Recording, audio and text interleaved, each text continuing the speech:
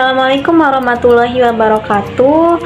Perkenalkan, nama saya Rofiko dengan NIM 2213600054, jurusan Bahasa dan Sastra Arab, Fakultas Usuluddin dan Adab, kelas 2B.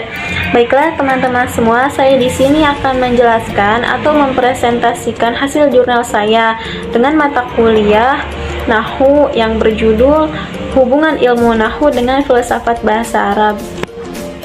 Ilmu Nahwu merupakan salah satu cabang ilmu bahasa Arab yang sangat penting karena merupakan kunci untuk memahami Al-Quran, hadis, ilmu bahasa Arab, dan lain-lain. Ilmu ini memfokuskan kajiannya pada perubahan baris akhir dari kata dalam bahasa Arab. Karena perubahan baris akhir tersebut akan mengubah suatu kedudukan dalam kalimat itu sendiri. Dengan ilmu Nahwu, kita dapat mengetahui kedudukan kata dalam bahasa Arab tersebut, baik dari segi sintaksis dan konstruksinya. Dengan ilmu Nahwu juga kita tahu bagaimana seharusnya baris akhir suatu kata, apakah dia rofa atau nominatif, nasab atau akusatif, jazm atau asertif, yang terakhir yaitu ada jar preposisi. Dan juga kita dapat mengetahui benar atau salahnya bahasa yang diucapkan. Semua ahli filsafat bersepakat bahwa adanya hubungan erat antara filsafat dengan bahasa, terutama yang berhubungan dengan peran pokok filsafat sebagai analisator konsep-konsep. Berbagai fungsi bahasa dan kelemahannya memiliki relevansi dengan filsafat, sebab sebagaimana yang telah kita ketahui bahwa laboratorium para filsuf adalah bahasa. Segala bentuk pemikiran atau ide-ide filsafati itu tampil ke kancah melalui sarana yang paling utama, yakni bahasa. Sedangkan filsafat adalah hasil pemikiran manusia yang mendalam mengenai realitas. Sesungguhnya, di dalam filsafat bahasa ini tidak langsung membicarakan apa itu realitas. Akan tetapi yang dipentingkan di sini yaitu bahasa itu sendiri sebagai alat untuk membicarakan realitas yang dimaksud. Dengan begitu, secara sederhana, filsafat bahasa dapat didefinisikan sebagai penyelidikan secara mendalam terhadap bahasa yang dipergunakan dalam filsafat. Ilmu Nahwu adalah ilmu yang membahas tentang i'rab perkataan Arab. Lebih jauh lagi dinyatakan bahwa ilmu Nahwu adalah ilmu yang membahas tentang susunan kalimat dan ciri-ciri khasnya. Ilmu Nahwu ini bukan saja mempelajari tentang i'rab dan problematikannya, tetapi menyinggung masalah-masalah lain yang sangat penting seperti kedudukan kata dalam kalimat, hubungan internal antar unit-unit morfem yang membentuk suatu kata dalam kalimat atau ungkapan-ungkapan, dan juga masalah-masalah lain yang berhubungan dengan tata kalimat.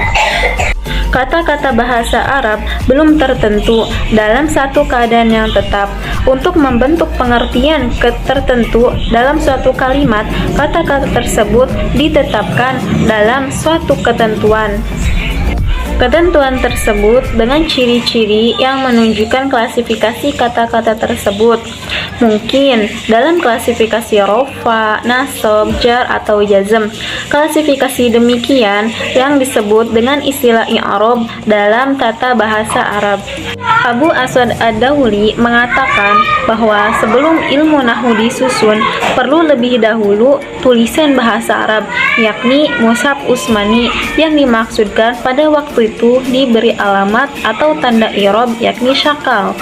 Pemberian tanda i'rab tersebut tidak lain adalah untuk menjaga Al-Quran agar dapat dipahami dengan benar melalui ilmu Nahwu yang disusun kemudian. Hal tersebut dikarenakan banyaknya para qori yang salah membaca Al-Quran sehingga mengubah kandungan makna ayat.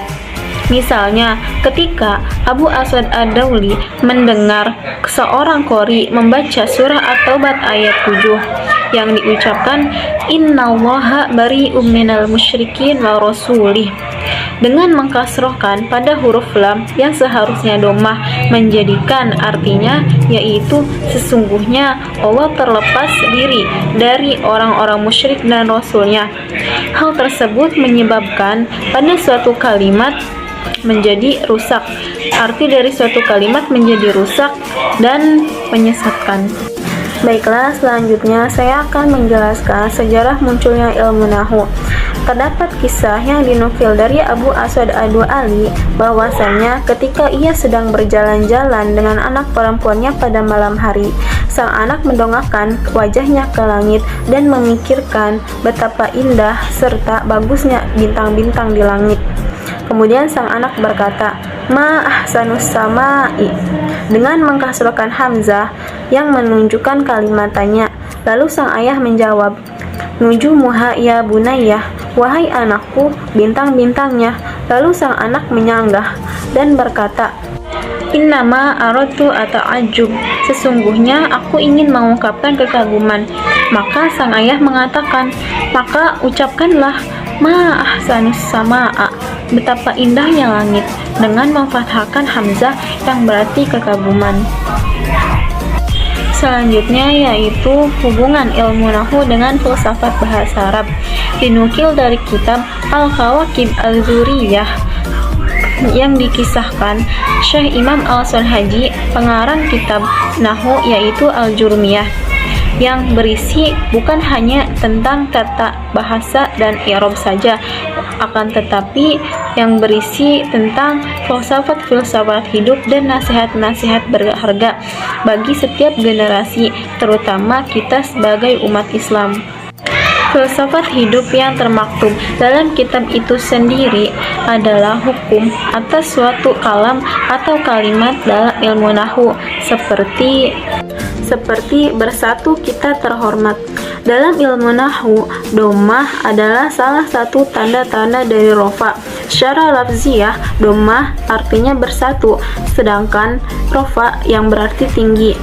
Maksudnya, apabila kita dapat menjaga tali ukhuwah, maka kita akan menjadi umat yang terhormat dan lebih tinggi dari umat-umat yang lainnya. Seperti firman Allah, yaitu wa'tasimu bihablillahi jami'an wa la tafarraqu. Yang kedua yaitu fa'il atau aktivis. Bila kita ingin menjadi orang yang dihargai, tinggi, dan tidak diremehkan atau dihina, maka hendaklah kita bekerja, berusaha, dan tidak berpangku tangan, sebagaimana Nabi Muhammad SAW bersabda, "Tangan di atas lebih baik daripada tangan di bawah." Yang ketiga yaitu mubtada. Mubtada dalam filsafat hidup didefinisikan seperti orang yang pertama melahirkan ide-ide positif lalu mengaplikasikannya di tengah-tengah masyarakat sehingga berguna bagi manusia. Ia adalah orang yang pantas mendapat derajat yang tinggi. Rasulullah SAW bersabda, "Barang siapa yang memulai sunnah hasanah atau ide positif konstruktif, maka baginya pahala dan pahala yang melakukannya ide atau sunnah tersebut." Sedangkan yang keempat yaitu khobar. Di dunia ini sebenarnya tidak ada orang yang lebih banyak ilmunya dari orang lain. Yang ada adalah karena orang tersebut lebih banyak mendapatkan dan menyerap informasi dari lainnya. Sebanyak itu informasi yang kita dapatkan, sebesar itu pula kadar makam kita. Yang terakhir yaitu marfu tawabi. Tawabi yaitu mereka yang mengikuti jejak langkah orang yang mendapat derajat tinggi. Allah Subhanahu wa Ta'ala berfirman, "Sungguh dalam diri Rasulullah ada suri tauladan, patut ditiru bagimu."